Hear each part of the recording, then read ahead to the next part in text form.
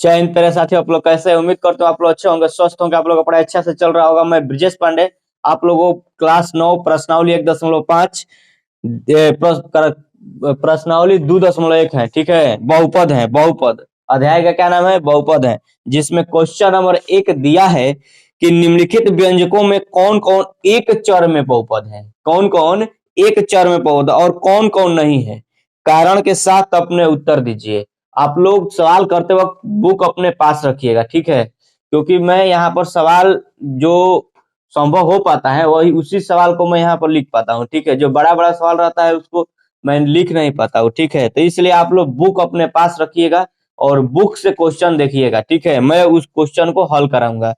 दिया है 1 नंबर की, इसमें चेक करना है कि कौन कौन सा जो बहुपद दिया है इसमें कौन कौन सा बहुपद एक चर में बहुपद है उसको बताना है। तो आपको इसमें क्वेश्चन नंबर 1 में पहला नंबर दिया है, पहला नंबर दिया है कि 4x², क्या दिया है? 4x² और -3x प्लस क्या दिया है? 7 है। इसको चेक करना है कि यह बताइए ये कौन सा बहुपद है। यह दिया है कि 4x² -3x + 7, इसमें चेक करना है और बताना है कि यह कौन सा बहुपद है। तो यह एक चर का बहुपद है, इसको लिखेंगे एक चर, एक चर का बहुपद, एक चर का बहुपद, बहुपद। अब बताइए इसको कैसे पता करेंगे कि यह एक चर का बहुपद है, ठीक है। यहाँ पर बोर्ड पर देखो, इस पर यहाँ पर चेक कर रहा है कि कैसे पता करेंगे कि इसमें यह एक चर का बहुपद है, ठीक है। तो बताइए चर मतलब एक्स वाई जेड, चर पद आप जानते हैं ना, चर अचर पढ़े होंगे 8 में, चर अचर किसे कहते हैं? यानी कि एक्स वाई जेड क्या होता है? चर। जिसका मान ज्ञात किया जाता है उसे चर कहते हैं, जिसका मान ऑलरेडी ज्ञात होता है उसे क्या कहते हैं? अचर कहते हैं। तो बताइए यहाँ पर ये चर है ना, एक चर का पावर मतलब इसमें एक्स है तो इसमें भी एक्स है ना, एक्स। तो इसमें जहां भी चर देखेंगे वो एक्स है, एक्स है ना, एक्स के साथ आया है, इसलिए यह कौन सा चर है? एक चर का बहुपद। कौन, इसको क्या कहेंगे? एक चर का। इसी में 2 नंबर दिया है, 2 नंबर इसमें है, इसको बताना है कि कौन सा बहुपद है। यहाँ पर दिया है y² प्लस क्या है?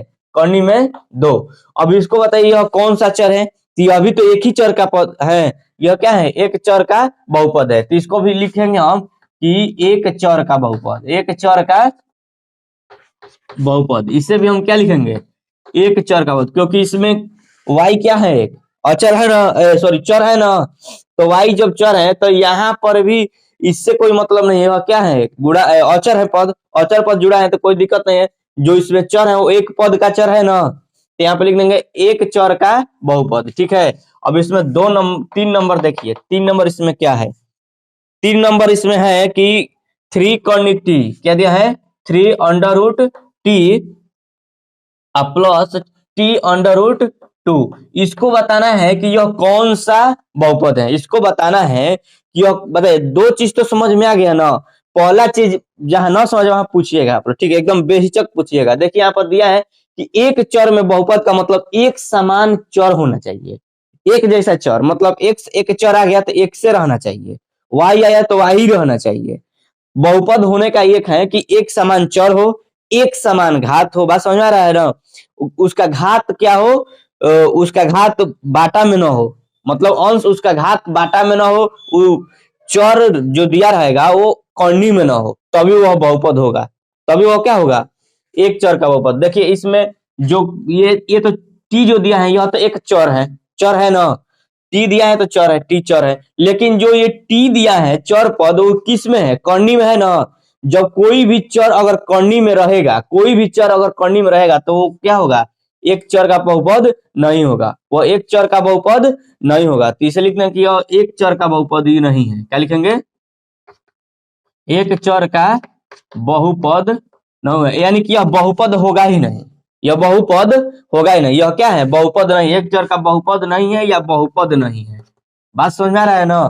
क्योंकि जिसमें अगर चर राशि कर्णी में हो, उसका घात माइनस में हो, बात समझ में आ रहा है, वो चर नहीं होगा। 4 नंबर देखिए, 4 नंबर इसमें दिया है कि y plus 2/y, y plus 2/y, इसको बताना है कि यह चर एक चर राशि का बहुपद है। बताइए तो, है एक चर राशि का बहुपद? नहीं ना है, क्योंकि इसका जो चर है वो किस में आया है?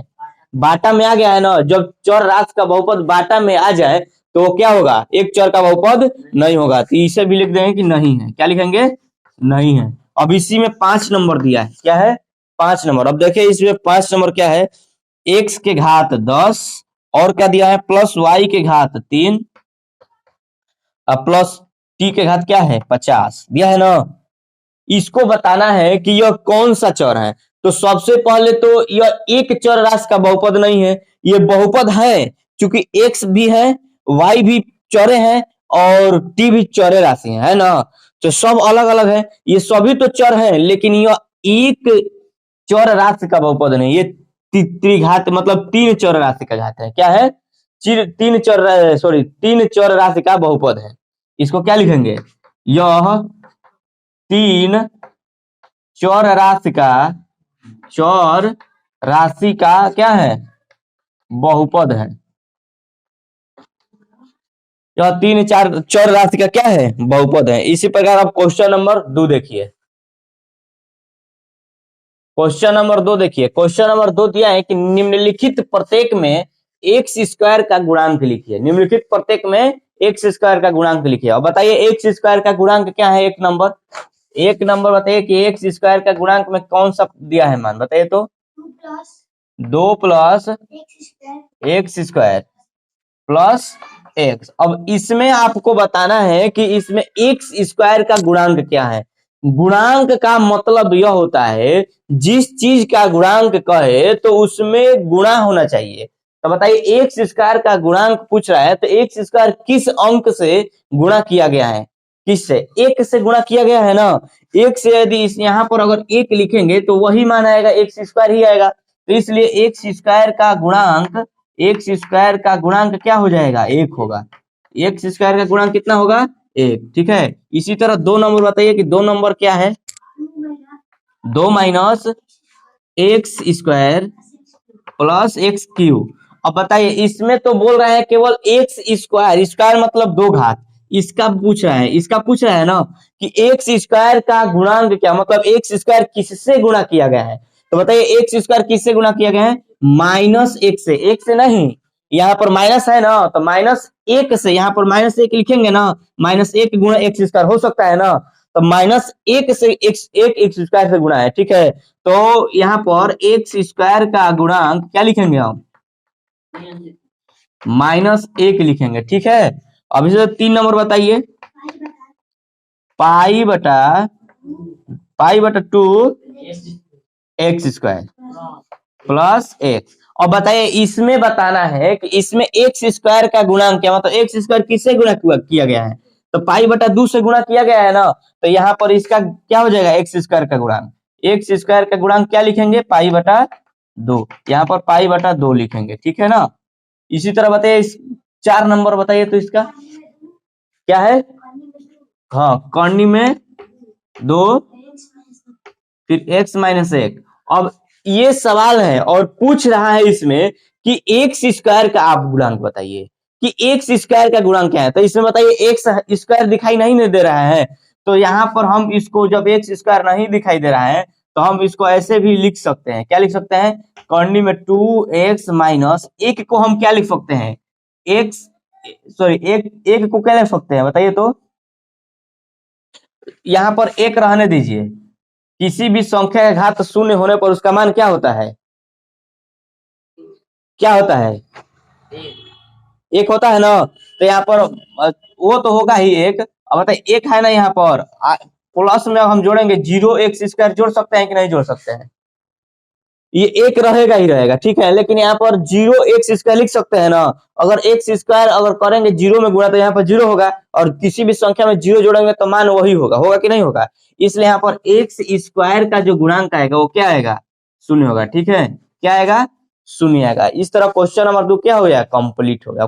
क्वेश्चन नंबर 3 देखिए, क्वेश्चन नंबर 3 यहाँ पर दिया है कि 35 घात के द्विपद का और 100 घात के एक पदी का एक एक उदाहरण दीजिए।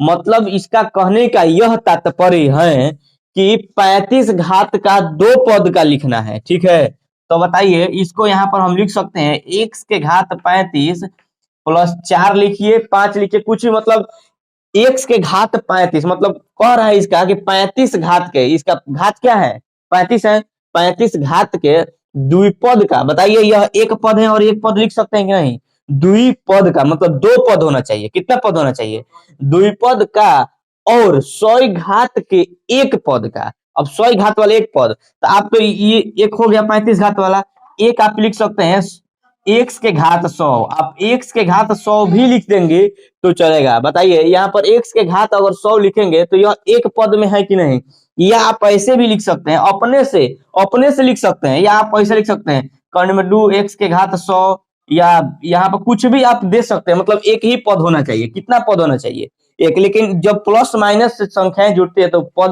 दो पद, तीन पद जुड़ती चली जाती है। तो ये दो पद का उदाहरण हो गया 35 घात के साथ है, और ये 100 के घात के साथ में एक पद का उदाहरण हो गया। ठीक है, इस तरह क्वेश्चन नंबर 3 होगा। ठीक है, अब क्वेश्चन नंबर 4 देखिए, क्वेश्चन नंबर 4, क्वेश्चन नंबर देखिए अब 4 है, निम्नलिखित बहुपदों में से प्रत्येक बहुपद की घात लिखिए। अब निम्नलिखित बहुपद में प्रत्येक बहुपद की घात लिखिए, तो अब एक नंबर क्या दिया है बताइए, तो यहाँ पर 5x³ plus 4x² plus 7x, यही दिया है ना। तो अब बताना है कि इसमें, इस बहुपद में इसका घात क्या है। बहुपद की घात का मतलब जिस बहुपद में सबसे ज्यादा घात दिया रहता है वही बहुपद की घात होती है। बात समझ आया मैं क्या बोल रहा हूँ। ये मान लीजिए कि एक बहुपद दिया है ना, जिस बहुपद में, जिस बहुपद का सबसे ज्यादा बार घात रहता है वही बहुपद की क्या होती है घात। इसमें बहुपद की घात क्या होगी बताइए, तो बहुपद की घात क्या होगी, इसमें बहुपद की घात सबसे ज्यादा 3 है ना, तो बहुपद की घात कितना हो जाएगा 3। बात समझ में आ रहा है ना। अब दूसरा बताइए, तो इसमें 2 नंबर क्या दिया है, 4 - y² दिया। अब इसमें बताना है, देखिए यही भी एक बहुपद है, दो पद में बहुपद दिया है ना, तो जिस बहुपद में सबसे ज्यादा घात होती है, घात इसका 2 है ना, तो इसका कितना हो जाएगा बहुपद की घात, इसके घात कितना होगा, इसका घात 2 हो जाएगा। अब बताइए इसी तरह 3 नंबर, 5 5 5t, हाँ बताइए, और माइनस करनी में क्या है 7, इसकी घात बताना है, तो बताइए इसका घात क्या होगा। इसका, यह एक चर है, इसका, अब यह अचर है, ठीक है, इसका गुणांक अचर है, यही तो एक चर है, इसका घात कितना है एक, एक आप ले सकते हैं, इसका घात क्या लिखेंगे, इसका घात 1 है। अब इसी तरह 4 नंबर बताइए, इसी में क्या है 3 है, केवल 3 है। तो बताइए, देखिए यहाँ पर 3 दिया है और बोल रहा है कि इसमें चर की घातें क्या होगी। तो आप बताइए, आप 3 को ऐसे लिख सकते हैं कि नहीं, 3 इंटू टी के घात 0, बताइए, या x के घात 0, आप कुछ भी चर ले सकते हैं, ठीक है ना। 3 के और 3 इंटू एक्स के घात 0, बताइए किसी भी संख्या घात शून्य होने पर उसका मान क्या होता है 1 होता है, और 1 में 3 से गुणा करेंगे तो क्या होगा 3 ही होगा ना। तो यहाँ पर घात कितना हो जाएगा, चर में घात कितना होगा बताइए, तो 0 हो जाएगा, ठीक है ना। यहाँ पर घात शून्य का। इस तरह क्वेश्चन नंबर 4 क्या हो गया, कंप्लीट हो गया। क्वेश्चन नंबर 5 का ये जो दिया है प्रश्नावली 2.1 का लास्ट सवाल है, ठीक है, आप लोग ध्यान पूर्वक देखिएगा मेरे भाई, ठीक है। तो अब बताइए, यहाँ पर दिया है, बताइए, देखिए यहाँ पर क्वेश्चन नंबर 5 दिया है, ध्यान पूर्वक बुक रखिए अपने पास और देखिएगा, ठीक है ना। बताइए कि निम्नलिखित बहुपद में कौन कौन बहुपद रैखिक है, और कौन कौन द्विघात है, और कौन कौन त्रिघाती है, ठीक है ना। इसमें चेक करना है कौन कौन से बहुपद एक पदी है, द्विपदी है और त्रिपदी है, ठीक, मतलब 3 घात वाला है, मतलब पद नहीं घात पूछ रहा है। एक रैखिक है, द्विघाती है और त्रिघाती, मतलब घात का बात पूछ रहा है। तो 1 नंबर इसमें दिया है कि 5वां का 1 नंबर यहाँ पर दिया है x² प्लस x। और बताइए यहाँ पर सब जो ये पद दिया है यह रैखिक है कि द्विघाती है कि त्रिघाती है, तो यहाँ पर द्विघाती है। पूछिए कैसे, क्योंकि देखिए इसमें जो ये बहुपद दिया है, इसमें जो चर दिया है, इसमें सबसे बड़ा घात क्या है 2 है ना, तो इसको द्विघाती लिखेंगे, क्या लिखेंगे द्विघाती, क्या लिखेंगे द्विघातीय लिखेंगे, मतलब यह क्या है द्विघातीय। इसी तरह इसमें 2 नंबर देखिए, 2 नंबर में यहाँ पर दिया है, क्या दिया है कि x - x³, क्या दिया है x - x के घात 3 दिया है। और बताइए इस बहुपद में सबसे बड़ा चर का घात क्या है 3 है ना, तो यहाँ पर त्रिघाती लिखेंगे, क्या लिखेंगे त्रिघाती, क्या लिखेंगे त्रिघातीय। अब बताइए इसमें 3 नंबर देखिए, 3 नंबर क्वेश्चन में दिया है 5वां का 3 नंबर कि y plus y square plus 4, y plus y square plus 4, इसमें बताना है कि इसमें घात कितना है। तो सबसे बड़ा चर का घात कितना है, 2 है ना, तो इसमें लिखेंगे द्विघातीय। क्या लिखेंगे, द्विघातीय लिखेंगे, ठीक है ना। ध्यान पूर्वक देखिएगा, इस चर में जितना भी ये बहुपद दिया है इसका चर कितना है, y है ना, तो y का सबसे बड़ा घात क्या दिया है, 2, तो ये 2 घातीय हो जाएगा।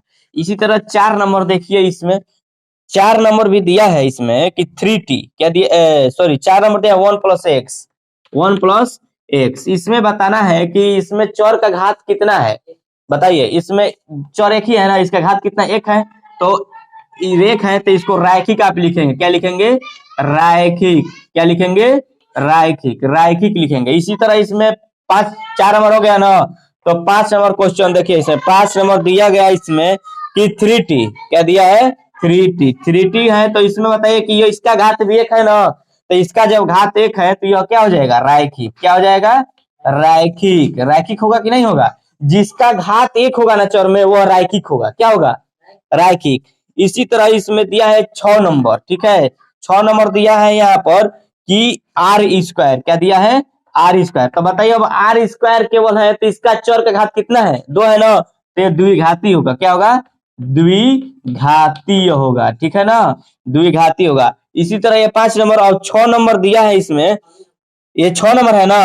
अब 7 नंबर दिया है 7x3, क्या दिया है 7 नंबर, 7 सॉरी क्या दिया है 7x3, क्या दिया है 7x3। अब बताइए 7x3 में इसमें x का घात कितना है, 3 है ना, तो यह क्या हो जाएगा, त्रिघातीय। क्या होगा, त्रिघातीय होगा। इस तरह क्वेश्चन नंबर 5 भी कंप्लीट हो गया, ठीक है। और प्रश्नावली 2 भी एक कंप्लीट हो गया, बहुपद का है, ठीक है। अब प्रश्नावली 2.2 नेक्स्ट में अगले दिन वीडियो बनाऊंगा, ठीक है।